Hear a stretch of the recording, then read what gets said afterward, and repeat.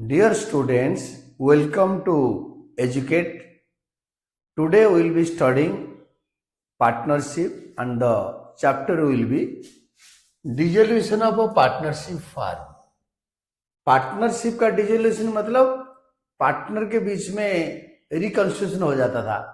ए B C old ratio जो था new ratio अलग होता था। ए बी सी होते थे, डी का एडमिशन होता था और ए बी सी होते थे, बी रिटायर कर जाता था या इनके बीच में किसी का डेथ हो गया। That is dissolution of partnership. And dissolution of a partnership firm मतलब पूरे बिजनेस बंद हो जाना। तो इसमें meaning of dissolution of partnership firm क्या होता है, हम मीनिंग पढ़ते हैं इसका अच्छी तरह।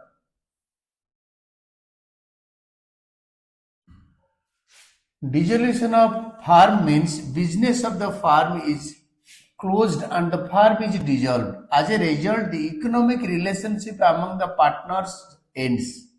इनके बीच में कोई बिजनेस रिलेशनशिप रहता नहीं है।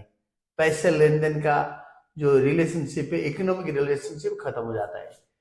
It differs from dissolution of partnership which means reconstitution of partnership but the firm continues. Admission, change in profit sharing ratio, admission, retirement, death में फर्म डिजल्व हो जाता है और रिकंस्टिट्यूट हो जाता है पार्टनरशिप, बट फर्म चलता रहता है। बट डिसोल्यूशन ऑफ फर्म में बिजनेस बंद हो जाता है। अकॉर्डिंग टू सेक्शन 39, इसको याद रखो, of the Indian partnership act 1932, dissolution of the firm means dissolution of the partnership among all the partners in the firm. तो फर्म भी डिजल्व हो जाता है, पार्टनरशिप भी डिजल्व हो जाता है। In dissolution of firm, assets of the firm are sold, realized, and outside liabilities and loan by a partner or partners are paid. Balance, if any, is paid to the partners in settlement of their capital accounts, including loan to the partner or partners. If there is a shortfall in meeting outside liabilities, it is made by the partners from their personal assets. यानी सारे asset को बेच देते, सारे outside liabilities को pay कर देते। अगर कुछ पैसे बचता है तो पार्टनर अपने कैपिटल के तौर पे वापस ले लेते हैं। अगर लाइबिलिटी पे करने के लिए पैसे शॉर्टेज पड़ता है तो पार्टनर के पर्सनल एसेट, पर्सनल मतलब घर का जो प्राइवेट एसेट है उनका, बिजनेस का नहीं, उसको बेचकर फर्म का डेट पेमेंट करते हैं। Dissolution of a firm means business is wound off and assets are sold and liabilities are paid. Economic relationship between or among the partners come to an end. Business बंद हो जाता है and सब कुछ खत्म। तो the next one is modes of dissolution of firm. जो dissolution of firm इस कैसे कैसे हो सकता है, मतलब फर्म के बिजनेस कैसे बंद हो सकता है, फर्म कैसे डिसॉल्व हो सकता है। The modes by which a firm may be dissolved are: 1. By mutual agreement.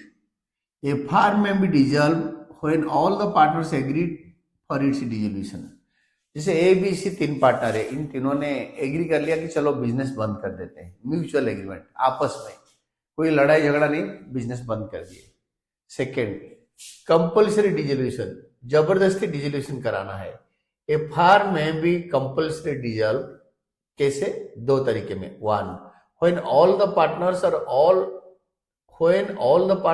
all the partners except one became insolvent. एक पार्टनर सॉल्वेंट हुए और बाकी, सपोज ए बी सी में बी सॉल्वेंट है और ए बी इंसॉल्वेंट हो गए, तभी डिसॉल्व हो जाएगा firm.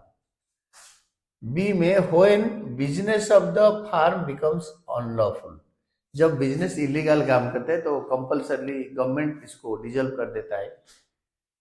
Bye notice, in case of a partnership at will, the firm may be dissolved by any partner giving notice in writing to all other partners for his intention to dissolve the firm. Section 43 याद रखो। Section 43 बोलता है if the partnership is at will, तो कोई partner अपना इच्छा जाता है कि भाई बिजनेस को डिसॉल्व कर देते हैं, तो he has to give a notice in writing, वो लिखित हिसाब से देगा बाकी पार्टनर को कि फार्म को डिजल्व कर दिया जाए। इसका सेक्शन 43, तो इसको याद रखो, this may be a multiple choice question. Section 43 of Indian partnership act tells the partnership can be dissolve by notice and notice should be in writing. तो dissolution of firm may be 1 by mutual agreement, b compulsory dissolution. 1 is compulsory में all but one partner becomes insolvent. तो partner अगर insolvent हो जाता है, all but one, एक को छोड़ के बाकी सब अगर हो गए इंसॉल्वेंट, या एक ही पार्टनर इंसॉल्वेंट हो गया। Second, business becomes unlawful, illegal business कर रहे हैं। नोटिस, कोई भी पार्टनर नोटिस देगा तभी मतलब डिजल्व हो जाएगा। ये सेक्शन 49 43 है। On happening of an event and by courts order. तो on happening of an event, कौन सा इवेंट होने पर पार्टनरशिप डिजल्व हो जाएगा? पार्टनरशिप फार्म डिजल्व हो जाएगा, बिजनेस बंद। On happening of an event, a firm may be dissolve in any of the following events if the partnership did so provide. 1, on expiry of the term for which the firm was constituted. Suppose ABC तीनों एक bridge बनाने के लिए बनाया, constitute हुआ था, bridge बन गया, गवर्नमेंट के लिए बनाया, पैसे ले लिया गवर्नमेंट से, फार्म डिजल्व हो गया। एक इवेंट कंप्लीट होने पर, एक्सपायरी होने पर, एक रोड बनाने के लिए थे कॉन्ट्रैक्ट, तो रोड का काम कंप्लीट हो गया, 500 किलोमीटर का रोड इन्होंने बनाना था, बना लिया, तो इसके बाद पार्टनरशिप डिजल्व हो जाएगा। On completion of the venture, कोई एक वेंचर फैक्ट्री बना रहे हैं, तो फैक्ट्री कंस्ट्रक्शन करने का ठेका ले लिया फार्म ने, एक कंस्ट्रक्शन फार्म है, तो जब फैक्ट्री बन जाएगा तो वेंचर कंप्लीट, तो इन्होंने बिजनेस क्लोज कर देंगे। On death of a partner if the partnership deed does not provide for continuation of the firm. कोई भी एक पार्टनर मर गया या कई पार्टनर मर गए और पार्टनरशिप डीड में कहीं प्रोविजन नहीं है कि डेथ के बाद ये पार्टनरशिप फार्म कंटिन्यू होगा, तब ये डिजल्व हो जाएगा automatically. On adjudication of a partner as insolvent, कोई एक पार्टनर अगर दिवालिया हो गया, दिवालिया नो इंसॉल्वेंट जिसका उधारी एसेट से ज्यादा है, और कोर्ट इंसॉल्वेंट डिक्लेयर कर देता है, तो इस केस में पार्टनरशिप में कोई एक पार्टनर इंसॉल्वेंट हो गया, तो जिसमें लिखा है ऑल बट वन, मतलब कोई एक पार्टनर इंसॉल्वेंट हो गया था, business is dissolved. On dissolution by court order, the court may pass an order for dissolution of the firm when a partner becomes a person of unsound mind, पागल हो गया एक पार्टनर, तब dissolve होगा। A partner becomes permanently incapable of performing his duties as a partner, कोई partner permanently incapable हो गया, bed ridden हो गया, कोमा में चला गया, पैरालाइज हो गया, मूवमेंट बंद हो गया, ब्रेन डेड हो गया, इस टाइप का परमानेंटली इनकैपेबल, तो उस केस में पार्टनरशिप फार्म डिजल्व हो जाएगा। A partner is found guilty of misconduct which is likely to adversely affect the business of the firm. एक फार्म मिसकंडक्ट करता है, कस्टमर के साथ मिसबिहेवियर करता है, ऑफिस में कुछ मतलब मिसबिहेवियर करता है, बदमाशी करता है, मिसकंडक्ट, उसका कंडक्ट ठीक नहीं है, बिजनेस को एडवर्सली अफेक्ट करेगा, तो बिजनेस बंद कर देना सही है, इसको डिजल्व कर देना। तो कोर्ट ऐसी केस में ऑर्डर दे देता है। Partnership agreement is breached persistently by a partner और पार्टनर्स। पार्टनरशिप एग्रीमेंट में जो लिखा है, एक पार्टनर उसको परसिस्टेंटली कंटिन्यूअसली ब्रीच करता है, जो नहीं लिखा है वही करता है, जो लिखा है कि ये करना नहीं है उसी काम को करता है, तब कोर्ट ऑर्डर देता है कि डिजल्व कर दो। Fifth, court finds dissolution of the firm justified. Court में केस चल रहा है और कोर्ट को लगा कि ये बिजनेस को डिजल्व कर देना चाहिए, तो उस केस में वो डिसोल्यूशन का ऑर्डर दे देते हैं court. 6, the business of the firm can not be carried on except at a loss. Court को लगा कि बिजनेस खाली लॉस नहीं चलेगा, इनका कैपिटल डूबता जाएगा, तो इस केस में फर्दर लॉस न करने के लिए कोर्ट में ऑर्डर डिसोल्यूशन, तो कोर्ट डिसोल्यूशन के लिए ऑर्डर दे देता है।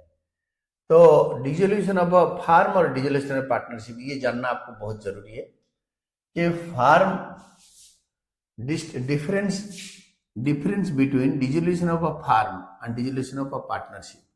Partnership, dissolution of firm and dissolution of partnership.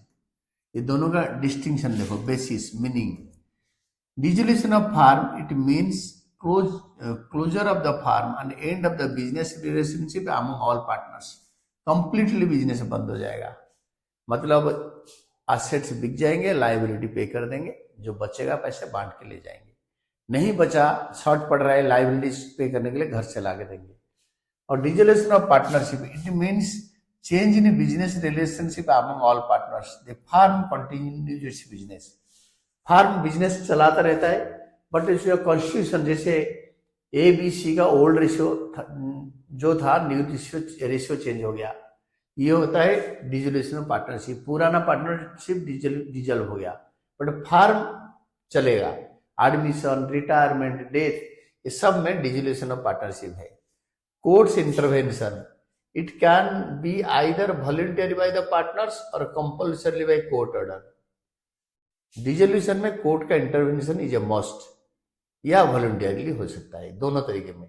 But dissolution of partnership voluntarily होता है, ऑलवेज वॉलंटरी, पार्टनर अपने बीच में एग्रीमेंट करके कर लेते हैं।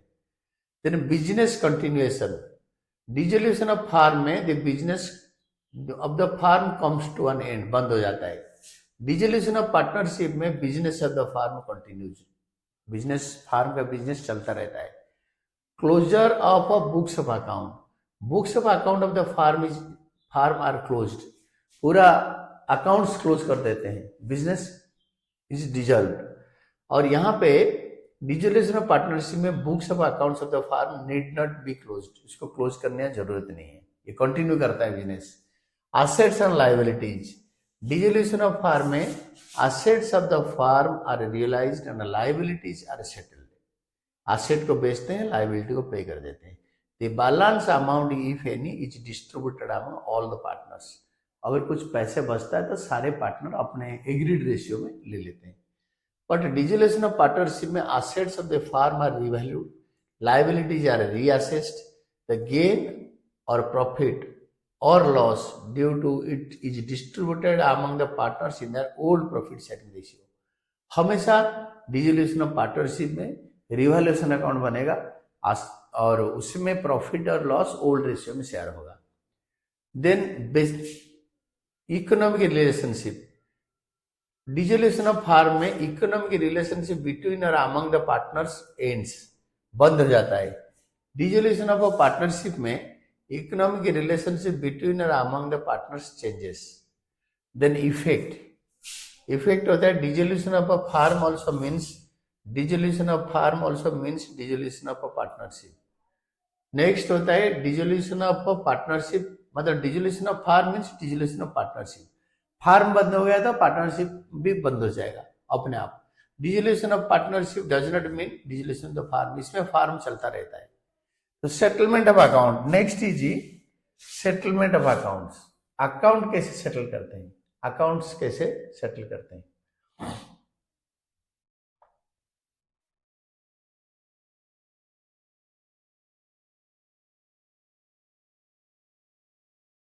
तो सेटलमेंट ऑफ अकाउंट्स में आपके generally 2 issues are to be reserved at the time of dissolution of a firm. These are settlement of accounts, एक तो अकाउंट कैसे सेटल होगा, second payment of firm's debt and personal debt, firm के जो उधारी उसको कैसे पे करेंगे, जो पर्सनल उधारी है पार्टनर का, मतलब प्राइवेट पर्सनल डेट जो घर का उधारी, उसको कैसे सेटल करेंगे। These are discussed in sections 48, इसको लिखना है। Accounts are settled in case of dissolution, settlement of account under section 48, ये सारे सेक्शन याद करना है। इसमें सेक्शन 48A भी है, सेक्शन 48B है, इसको ध्यान से पढ़ना है और इसको कोशिश करना है याद रखने के लिए, कोशिश करने के पक्का याद करने के लिए, क्योंकि एंट्रेंस में भी आ सकता है और बोर्ड में भी 1 मार्कर क्वेश्चन में भी आ सकता है, मल्टीपल चॉइस। अकाउंट्स कैसे सेटल होगा, section 48 of the Indian partnership act 1932 deals with the settlement of accounts when the firm is dissolved, it is discussed below. एक होता है treatment of losses, loss including deficiencies of capital is to be paid first out of the profit when out of capital, and lastly if necessary by the partners individually in the ratio which they share profits. इसका मतलब है loss including deficiency of capital is paid first out of profit. जो profit है उससे हमें revaluation का loss को मिट आउट करते हैं, कैपिटल का जो शॉर्टेज है उसको पे करते हैं। अगर उसके बाद भी अगर नहीं हो पाया तो पार्टनर इंडिविजुअली घर से पैसे लाके पे करते हैं, प्राइवेट मनी से पे करते हैं, in which they share profit. Profit sharing ratio में होता है, ये सेक्शन 48A में लिखा है। तो then what about section 48B, application of assets. Application of assets, asset कैसे अप्लाई किया जाता है? Assets of the firm including amount contributed by the partners to meet deficiencies of capital are applied in the following order। तो जो asset बेचने के बाद जो पैसे मिलेगा और जो डेफिशिएंसी होता है पेमेंट करने के लिए पार्टनर अपना घर से लेकर आएंगे, and partners to meet deficiencies a capital, capital का जो शॉर्टेज कम हो रहा है उसको कैसे हम पे करेंगे? ए, in paying firm's debt to the third parties, outside liabilities, creditors, bank loan. सबसे पहले गवर्नमेंट डेट पे होता है, गवर्नमेंट का कोई टैक्सेस होगा, बैंक लोन होगा, इसके बाद आउटसाइडर्स लोन जो भी होगा क्रेडिटर्स को पे करते हैं। देन सेकेंड होता है in paying each partner rateably what is due to him on account of loans और एडवांसेस। आउटसाइडर लाइबिलिटी पे करने के बाद अगर पैसे बचता है तो पार्टनर का जो दिया हुआ लोन को फार्म को दिया रखा है पार्टनर उसको पे करते हैं रेटेबली। सपोज ए बी सी में ए बी ने लोन दिया है, ए ने 2 लाख लोन दिया है, बी ने 1 लाख लोन दिया है। जो पैसे बचेगा 2:1 रेशियो में पे करते जाएंगे। सपोज 30,000 रुपये बच गया पे करने के लिए, तो 2 लाख ए का लोन, बी का 1 लाख लोन, तो हम 20,000 को 2:1 में ए को 20,000 एंड बी को 10,000 दे देंगे। Then third in paying to each partners rateably what is due to him on account of capital. Capital को रेटेबली पे करेंगे, not in profit sharing ratio. Suppose A B C 3 partner है, इनका capital last में बच रहा है after all payments 3 lakh, 2 lakh, 1 lakh A B C का। Suppose 60,000 बच गया है, 60,000 को 3:2:1 में पे कर देंगे, 30,000, 20,000, 10,000, not in profit sharing ratio.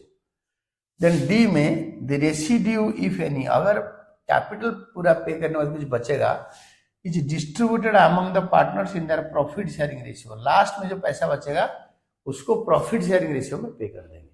ये सेक्शन 48B में बोलता है। तो आपको ये ध्यान में रखना है, पहले आउटसाइडर लाइबिलिटीज पे करेंगे, देन पार्टनर का लोन पे करेंगे, देन पार्टनर का कैपिटल पे करेंगे, उसके बाद अगर कुछ बच गया तो उसको प्रॉफिट शेयरिंग रेशियो में शेयर कर लेंगे। This is section 48B। Then इसको रिकैप करते हैं। Firm's assets are realised and the amount is used in the following order in case of section B, in paying outside liabilities first, in paying advances and loans by partner, partner का loan या advance को pay करते हैं, in paying capitals up to the partners, जो capital उन्होंने लगाए थे, जो बैलेंस बच रहा है कैपिटल का उनको लेना है उसको पे कर देंगे। इसके बाद अगर कुछ पैसा बचता है, surplus if any, is distributed between और among partners in their profit sharing ratio. इनका प्रॉफिट शेयरिंग रेशियो में डिस्ट्रीब्यूट करके ले लेंगे।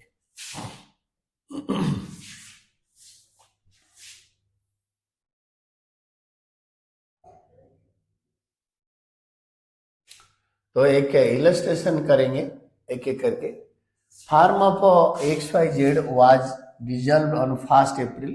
Y demands that his loan of 25,000 be paid before payment of capitals of the partners.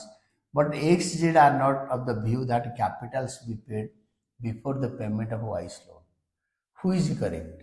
X and Z correct, क्योंकि पहले Y का loan पे नहीं हो सकता before payment of a capital. तो Y का लोन पहले पे होगा, उसके बाद XYZ का कैपिटल पे होगा। तो इसलिए X and Z are wrong and Y is correct. Y is correct because the Indian Partnership Act 1932 Section 48 provides that loan by partner be paid before payment of partner's capital. Loan पहले pay होगा, इसके बाद capital का balances पे होगा. Then illustration 2, all partners decide to dissolve the firm on 1st April 2025. Yogesh, a partner, demands that his loan of 80,000 be paid before payment of loan by Mrs. Abhay, rupees 20,000. But Abhay, another partner, demands that loan by Mrs. Abhay should be paid before payment of Yogesh's loan. Who is correct and why? सबसे पहले outsiders loan payment होगा. तो outsiders loan जो है ये Mrs Abhay is not the partner, तो इसलिए Mrs Abhay का लोन पहले पे होगा. Then Yogesh is a partner, Yogesh का लोन बाद में पे होगा. तो Abhay is correct because according to section 48 of the Indian Partnership Act 1932, outside liabilities are to be paid before payment of loan by partner. Mrs. Abhay is not a partner in the firm, hence her loan is to be paid before payment of loan by Yogesh. पहले Mrs Abhay का loan पे होगा, then Yogesh का loan पे होगा. Yogesh is a partner and Mrs Abhay is not a partner. Then third illustration, हम एक एक करके डिस्कस करते जाएंगे. आप पढ़ो और सुनते भी रहो, सुनने में भी आपको अच्छी तरह सारे समझ में आ जाएगा. A, B are partners sharing profit in the ratio of 3:2. Mrs. A has given a loan of 20,000 to the farm and the farmer also taken a loan of 10,000 from B. The farm was dissolved and its assets were realized as 25,000. State the order of payment of Mrs. A's loan and B's loan with reason if there is no creditors of the farm. ये CBSE का question है. According to the section 48 of the Indian Partnership Act, Mrs. A's loan of 20,000 being outsiders party's debt will be paid before payment of B's loan. So Mrs. A is not the partner क्योंकि A is the partner. तो पहले Mrs B का जो loan है 20,000, वो 25,000 जो रुपए पैसे मिला है उसे पे हो जाएगा. जो 5,000 बचेगा, B will be paid up to the amount available 5,000. B का लोन अमाउंट ज्यादा है, तो ये लोन अमाउंट बी का है तो 10,000, बट जो 5,000 बचा तो उसको दे देंगे, बाकी 5,000 उसका आउटस्टैंडिंग रहेगा, उसको बाकी पार्टनर अपना प्राइवेट डेट से पे करेंगे. Payment of firm's debt and personal debt, section 49. इस सेक्शन को पक्का याद करना है. There is no option, you have to remember. Payment of a firm's debt and personal debt is discussed under section 49. Section 49 बोलता है debts which the firm owes to outsiders as are known as firm's debt, whereas the debts which a partner owes in his personal capacity are known as a personal or private debt. Suppose मैं एक partner हूं, I M A, जो farm हमारा partnership farm ABC का जो बाहर लोगों से लिया है उधार, दैट इज फार्म्स डेट. मेरा लोन है, मैंने किसी से कुछ लिया है उधार पे, that is my personal debt. Following provisions apply in case of a firm's debt and partners personal debt, section 49. 1 में firm's property is applied for payment of firm's debt. पहले फार्म के सारे एसेट्स बेच के जो पैसे मिलेगा, उस पैसे को फार्म का उधारी को पे करने के लिए लगाया जाएगा.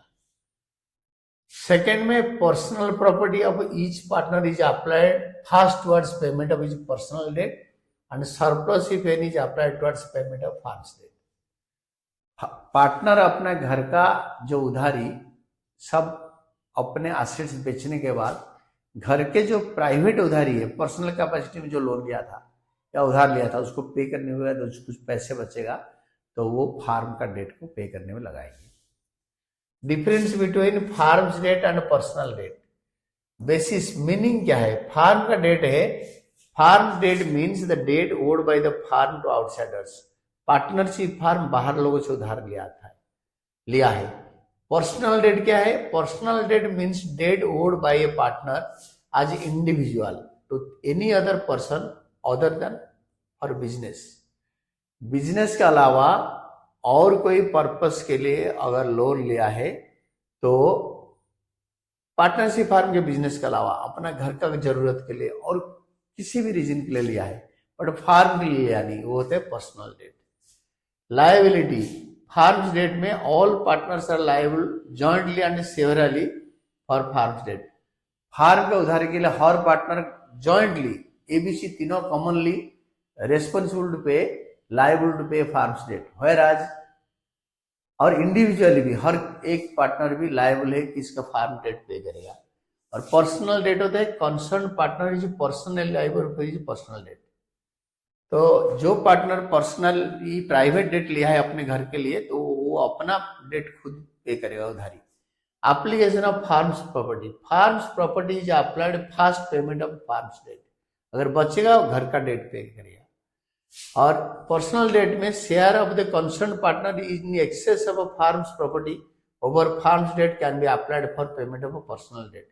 अगर इसको एक पर्टिकुलर पार्टनर को अगर फार्म से कुछ पैसे मिल गया आफ्टर डिसोल्यूशन तो उसको प्राइवेट डेट पे करने में लगा सकता है। This is section 49। Application of personal property, excess of a partner's personal property over his personal debt में be applied for payment of a firm's debt. अगर घर का एसेट बेचने के बाद, घर का डेट पे करने के बाद, उधारी पे करने के बाद कुछ पैसे बचता है तो फार्म का डेट पे करने में लगाएंगे। Whereas in case of personal debt is applied fast payment of a personal debt, personal property बेचने के बाद जो पैसे मिलेगा फास्ट पर्सनल डेट पे करने के लिए अप्लाई किया जाएगा, पेमेंट होगा, देन टुवर्ड्स फार्म्स लायबिलिटी। अगर उससे घर का उधारी चुकाने के बाद अगर कुछ पैसे बचता है तो फार्म का डेट पे करने में लगाएंगे।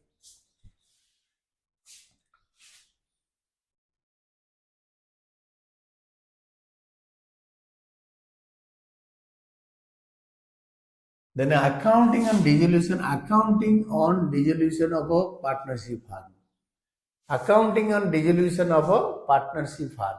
तो पार्टनरशिप फार्म कैसे डिजल्व होने जाने होगा तो उसका अकाउंटिंग कैसे करेंगे, उसका हिसाब किताब कैसे रखेंगे। We are discussing the basic और fundamentals of dissolution. We had earlier discussed what that when a firm is dissolved, assets are realized including loan to the partners, outside liabilities are paid before loan by the partners is repaid, and the balance if any is distributed among the partners. In case of deficiency, shortfall in meeting the outside liabilities is made by partners, it means on dissolution books of the firm are closed. Dissolution process starts by preparing following accounts in firm's books। Dissolution process में यही books बनता है। 1 में realisation account बनता है, 2nd में loan by partner account बनता है, 3rd में loan by firm to a partner, firm जब पार्टनर को लोन दिया जाता है उसका अकाउंट बनता है, 4th में पार्टनर्स कैपिटल अकाउंट बनता है सारे पार्टनर का, 5th में कैश अकाउंट और bank account as the case में। Let us discuss the above in detail, एक एक करके हम डिटेल डिस्कशन करेंगे। तो accounts prepared on dissolution of a firm are realisation account, loan by partner account, loan by firm to partner, partners capital account, either bank cash और bank account. तो what is realisation account then? हम realisation account को beginning से discuss करते हैं। What is realisation account? Realisation account में realisation account is prepared on the dissolution of a firm with the purpose to close the books of account by the dissolved firm to determine gain और profit और loss on the realisation of assets and settlement और payment of liabilities. तो जैसे dissolve हो जाता है farm तो उस टाइम हम एक रियलाइजेशन अकाउंट बनाते, सारे एसेट उसमें ट्रांसफर करते हैं और उसको सेल करते हैं, रियलाइज करते हैं, मतलब सेल करते हैं, लायबिलिटीज पे करते हैं और उसमें प्रॉफिट और लॉस ऑन रियलाइजेशन असर्टेन करते हैं। तो it is prepared by 1 transferring all assets except fictitious asset.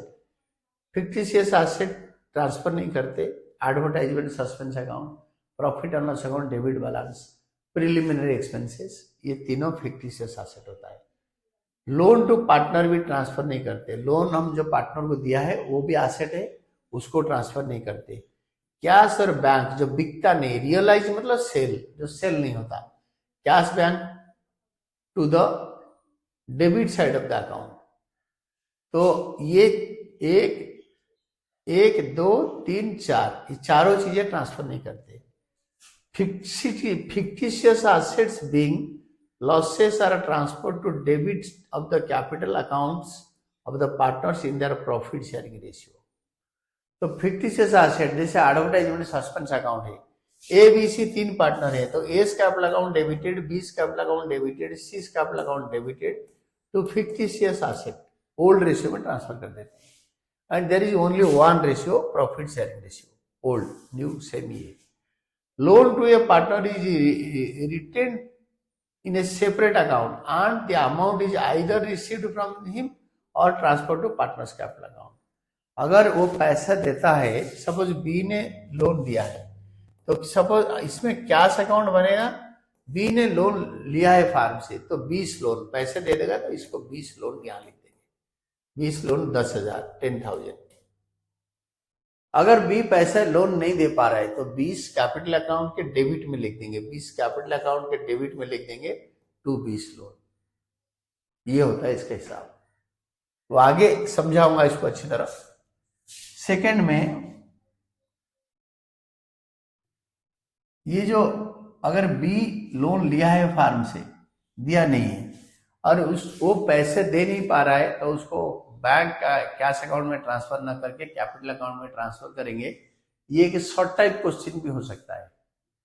If B is unable to pay his loan amount, where it will be transferred, it will be definitely transferred to his capital account debit side, because it is asset in the balance sheet.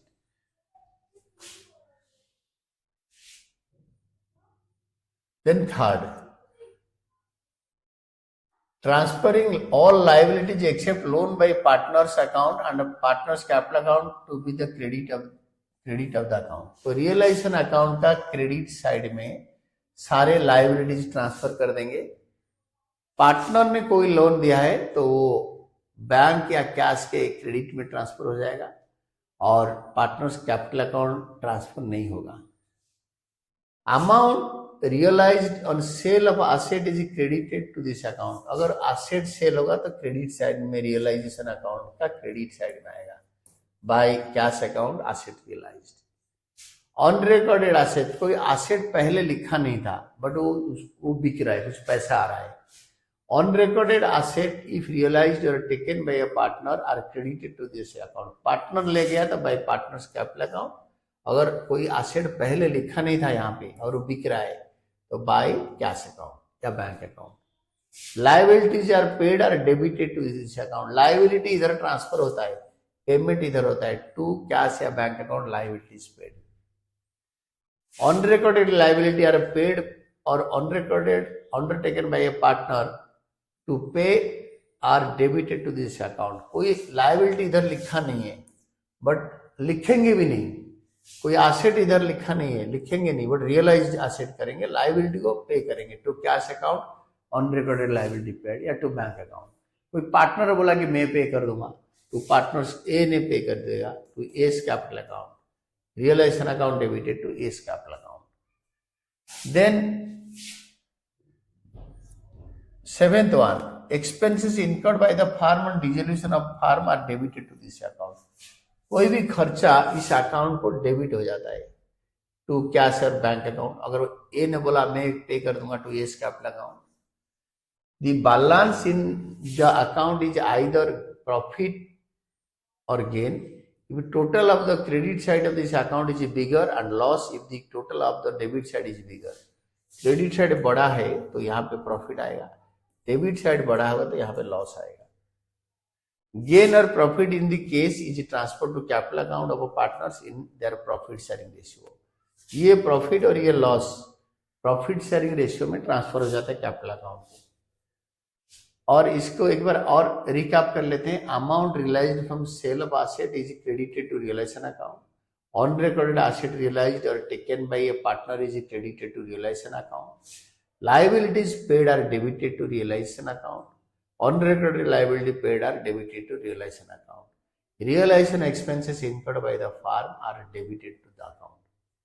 ये debit होता है, खर्चा है. इसका accounting entry, क्योंकि dissolution में usually board में और कॉलेज एंट्रेंस में जर्नल एंट्री आएगा खाली, 99% चांसेस है. और realisation account, capital account, loan account वगैरह बनाने का जो प्रोबेबिलिटी है that will be say only 1%. Journal entries for closing the assets, for closing the assets account, पहले सारे एसेट्स को क्लोज कर देंगे. All assets including goodwill accept fictitious asset, that is क्या और कैश इन हैंड. गुडविल भी transfer हो जाएगा. It is not change in profit sharing ratio, admission, retirement, death.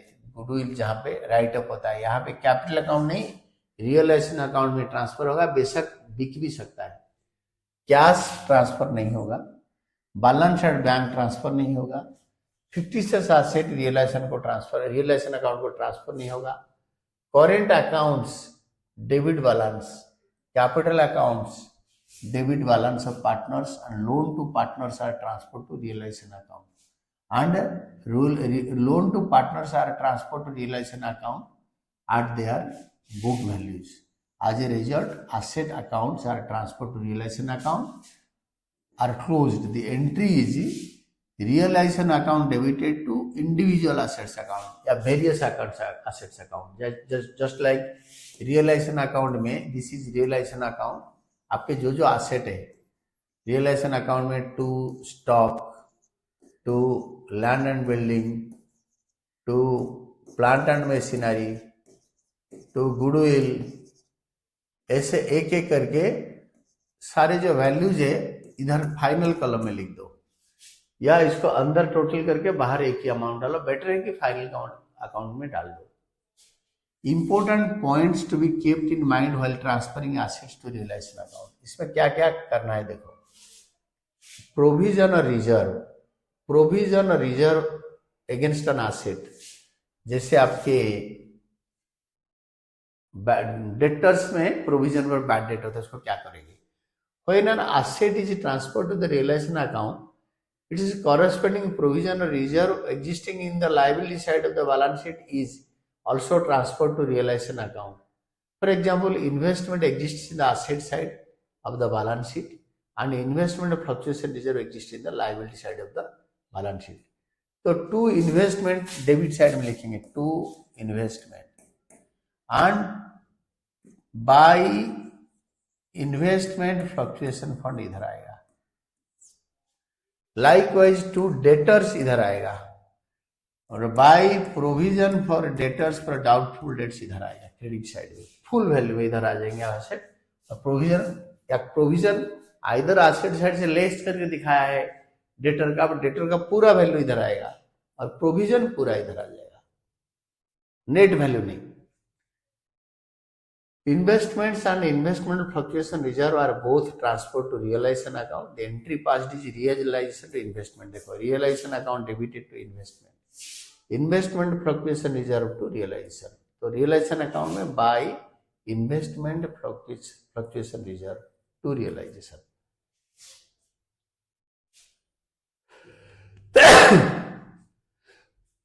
Sorry, cash and bank accounts are not transferred to realization account as payments are received against sale of assets and paid to meet the liabilities. Asset बेचेंगे, पैसे लेंगे, liability पे करेंगे. Cash और bank कभी बिकता नहीं है, hence it is not realised. ये तो हमें पे करने के लिए जरूरत पड़ेगा, इसलिए इसको कैश और बैंक बैलेंस को कैश और बैंक अकाउंट में ट्रांसफर करते हैं, नॉट टू रियलाइजेशन अकाउंट. इसका एक एग्जाम्पल अगर हम स्टडी कर देंगे तो इट विल बी बेटर. तो another example is if debtors in the balance sheet exists at 50,000 and provision for doubtful debt at 5,000, 50,000 gross amount of debtors is transferred to the debit of realization account, and 5,000 amount of provision for doubtful debts is transferred to the credit of the account. The entries are realization to debtors, provision to realization. मैंने बताया था ना, realisation account में debit side में to debtors आएगा और by provision for doubtful debts इधर आएगा। ये पूरा वैल्यू, ये पूरा वैल्यू, नेट वैल्यू नहीं। आप बोलोगे तो ये इसको माइनस करके एसेट साइड में दे रखा है तो टू डेटर्स हम लिख देंगे, रियलाइजेशन अकाउंट में वो नहीं होगा, वो पूरा ट्रांसफर होगा। Then comes about a fictitious asset, balance of a fictitious asset such as accumulated loss, deferred revenue expenditure, advertisement suspense account बोलते हैं, are not transferred to realization account. These accounts are transferred to capital accounts of partners being a loss in their profit sharing ratio by passing the entry all partners capital account debited to profit and loss account debit balance, to deferred revenue expenditure, to advertisement suspense account, to preliminary expenses account. ऐसे इस तरह capital account के to side में, debit side में transfer हो जाता है। Current account of the partners, अगर पार्टनर के करेंट अकाउंट एग्जिस्ट कर रहे हैं बुक में, करेंट अकाउंट पार्टनर का है बुक में, तो उसको हम क्या करेंगे, पार्टनर्स करेंट अकाउंट मतलब एसेट साइड में हो सकता है, लायबिलिटी साइड में हो सकता है। Current account of partners, balance of current accounts debit और credit of partners, credit liability side में होता है, डेबिट एसेट साइड में होता है बैलेंस शीट में, are transfer to the capital account because at the end of the dissolution process amount payable to the partners is determined and paid. कितना amount देना है उनको पे करके, उनको डिटरमिन करके पे करते हैं। इसलिए the entry for transfer of a current account with debit balance, balance sheet के एसेट साइड में है तो partners capital account debited to partners current account. अगर एसेट में ये करेंट अकाउंट है तो इसको क्रेडिट कर देंगे तो ट्रांसफर क्लोज हो जाएगा, पार्टनर्स कैपिटल अकाउंट में डेबिट साइड में चला जाएगा। और the entry for transfer of a current account with credit balance, अगर ये लायबिलिटी साइड में करेंट अकाउंट है तो उसको डेबिट कर देंगे तो कैंसिल हो जाएगा, partners current account debited to partners capital account. As a result current account will close, current account बंद हो जाएगा। Then comes your concept loan to a partner, और पार्टनर ने लोन दे रखा है तो क्या करेंगे, लोन टू ए पार्टनर, तो now see loan to a partner, balance in the loan to a partner, partner account is received if it is stated to have been received और is transferred to the debit of partners capital account if it is not stated to have been received. ये बड़े important point है। The entry passed are, partner loan to a partner, firm ने partner को loan दिया था तो farm का asset है, तो एसेट को, asset is a debit balance, तो उसको क्रेडिट करने से वो कैंसिल होगा।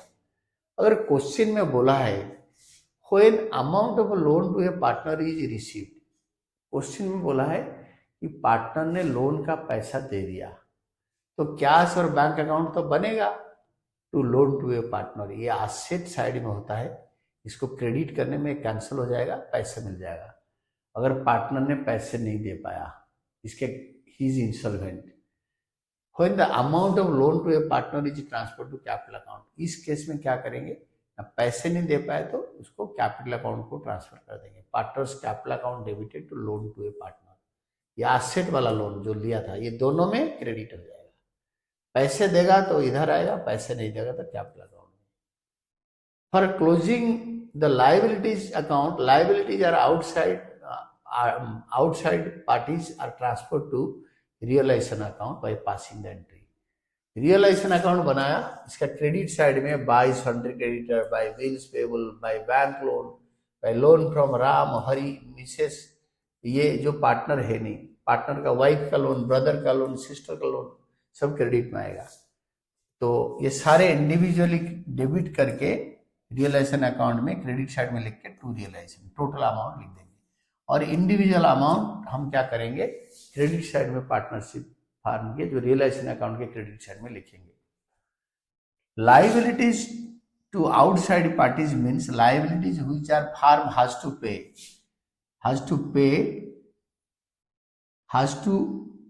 pay not to partners but to outsiders, third parties. Partner को जो पे करना है वो आउटसाइड लाइबिलिटी नहीं है, पार्टनर के वाइफ को पे करना है, ब्रदर को पे करना है, तो वो आउटसाइड लाइबिलिटी हो गया।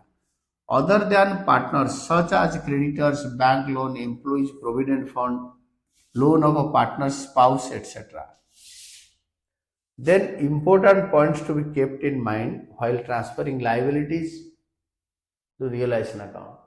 अब जब liabilities को ट्रांसफर करोगे रियलाइजेशन अकाउंट को, आप क्या क्या इंपॉर्टेंट पॉइंट्स ध्यान में रखोगे?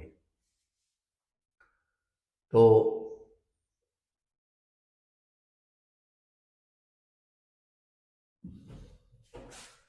important points to be kept in mind while transferring liability to realization account. A, reserve credit balance of a profit and loss account are not outside liabilities. जैसे general reserve, reserve fund, capital reserve and profit and loss account का credit balance, ये liability side में होता है but liabilities है नहीं। Hence, these accounts are not transferred to realization account. They are transferred to capital accounts of the partners in their profit sharing ratio. Capital account का credit side में आ जाएगा ए B सी में, old ratio में या ratio में। Loan by partners account, loan by partners to the firm is not transferred to realisation account, क्योंकि loan by partner, partner ने loan दिया है, पार्टनर ने लोन दिया है तो वो पार्टनर पैसे लेगा, तो इसलिए वो रियलाइजेशन के क्रेडिट साइड में नहीं आएगा, वो बैंक या कैश अकाउंट का क्रेडिट साइड में आएगा। Loan by partners account are kept separately unpaid, इसको पे कर देते हैं। It is so because loan by partner is not an outside liability and is to be paid after payment of outside liabilities but before payment of capital। पहले outside liabilities पे करेंगे, then partners loan पे करेंगे, then capital पे करेंगे। liabilities due to partners क्या होता है? capital and current account of partners are also not liabilities to outsiders and are not transferred to realization account। ये realization account को transfer नहीं होता है। Then comes your workmen's compensation reserve। workmen compensation reserve, तो workmen's compensation reserve में हम क्या करेंगे ना, workmen's compensation reserve जब हम ट्रांसफर करेंगे उसको हम कैसे ट्रीटमेंट करेंगे? Then tangible assets, intangible assets like this, okay। तो workmen, next one is your workmen compensation reserve।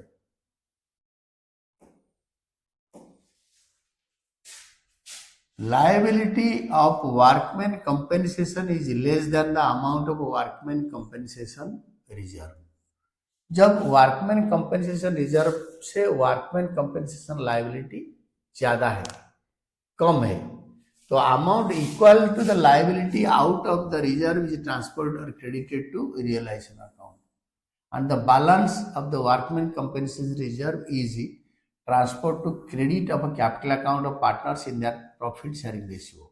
The journal entry is, suppose workmen compensation reserve 10,000 है और वर्कमेन्स कंपेंसेशन लायबिलिटी 8,000 है, 8,000 है, लायबिलिटी 8,000 है, जो बाकी 2,000 बनेगा वो पार्टनर कैपिटल अकाउंट में ट्रांसफर हो जाएगा क्रेडिट साइड में। बाय वर्कमैन कंपेंसेशन रिजर्व 2,000 को ओल्ड रेशियो में बांट देंगे, रेशियो में, प्रॉफिट शेयरिंग रेशियो में। रियलाइजेशन अकाउंट में लिख देंगे बाय वर्कमैन्स कंपेंसेशन रिजर्व 8,000 जितना पे करना है, जबकि वर्कमैन कंपेंसेशन रिजर्व से वर्कमैन कंपेंसेशन क्लेम या लायबिलिटी कम है तभी। देन सी पार्ट में liability of workman compensation equal to amount of workman compensation reserve. Total amount of workman compensation reserve is transferred और credited to realisation account. The journal entry is workman compensation reserve account 10,000 to realisation account 10,000, क्योंकि पूरा pay करना है तो realisation account के credit में transfer करो और पे कर दो। liability of workman compensation is more than liability of workman compensation is more than the amount of workman compensation reserve. अगर ज्यादा है तो उस केस में क्या करेंगे?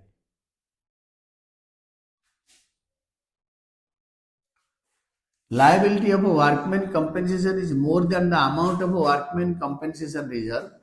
So total amount of a workman compensation reserve will be transferred to credit of a realization account, and amount of claim in excess of the reserve is debited to realization account being paid. The journal entry for transfer of workman compensation reserve is workman compensation reserve to realization. पूरा amount suppose 15,000 का claim है but workman compensation reserve 10,000 है, तो पूरा 10,000 realisation के credit में transfer कर देंगे और जब पे करेंगे realisation account debited to cash and bank पूरा अमाउंट पे करेंगे। तो रियलाइजेशन अकाउंट का डेबिट साइड में उसको पेमेंट कर देते हैं। हम एक वर्कमैन कंपनसेशन फंड का हम एक एंट्री हम क्वेश्चन करते हैं। देखो एक इलस्ट्रेशन 4 है, इसको देखो और इसको कैसे करना है मैं बता देता हूँ। First, C. Mohan are partners sharing profits in the ratio of 3:2. Give journal entries under the following situations at the time of dissolution of the firm. A. Workman compensation reserve in the balance sheet is 75,000. और कुछ बताया नहीं तो workman compensation reserve to शिप्स capital Mohan's capital, इनका old ratio 3:2 में मान देंगे। Balance of workman compensation reserve transfer to capital account in the profit sharing ratio, since amount of liability is not given it is assumed to be nil. Workman कोई पैसे compensation demand नहीं कर रहे हैं। Second, workman compensation reserve 60, liabilities 35। Workman compensation reserve debited to realisation 35,000, क्योंकि ये realisation account में 35,000 transfer होगा। बाकी जो वर्कमैन कंपेंसेशन रिजर्व 60,000 से 35,000 जाने के बाद जो 25,000 बचेगा workman compensation reserve account debited to शिप्स capital to Mohan's capital. Surplus of workman compensation reserve transfer to partners capital account in their profit sharing ratio 3:2 में मान दिया। फिर जो ये 35,000 रियलाइजेशन अकाउंट में जो वर्कमैन कंपेंसेशन लाइबिलिटी था उसको पे कर देंगे रियलाइजेशन अकाउंट में to bank account, liabilities on account of workman compensation paid. Then third, workman compensation reserve 6, liability 75। तो वर्कमैन कंपेंसेशन रिजर्व 60,000 और लाइबिलिटी 75,000। तो उस केस में भी 3 एंट्री होगा। Workman compensation reserve account debited to realisation, पूरा amount workman compensation reserve में transfer करो। Realisation to bank account 75,000 pay कर दो। Then fourth, workman compensation reserve 60 और लाइबिलिटी 60 और नो प्रॉब्लम, उसमें पूरा अमाउंट ट्रांसफर करके 2 एंट्री दे दो। Workman compensation reserve to realisation and realisation to bank, पूरा 60,000। Then fifth entry is workman compensation reserve is nil, liability 15,000, तो रियलाइजेशन के डेबिट में पे कर देंगे। तो this is fifth entry will be realisation to, the fifth entry will be a realization account debited to bank account, liability on account of workman compensation paid. So this is all done. Next time we'll be discussing about realization of assets in the next video, next class. Till this point we have studied, these are basic concepts of dissolution, and thank you, Team Educate.